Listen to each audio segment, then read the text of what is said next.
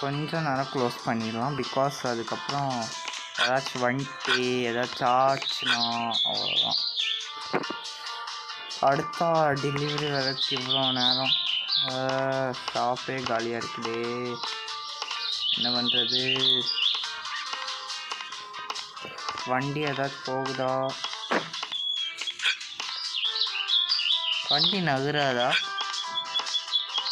எப்படி தான் நகரும்? ஹாய் சார், யாருமே இல்லை.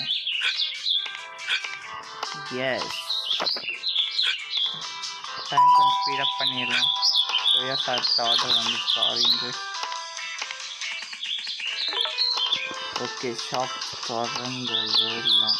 இது ஃபஸ்ட்டு தூக்கி போடணுமா? ஓகே, இப்போ திறக்கலாம். Because we have something.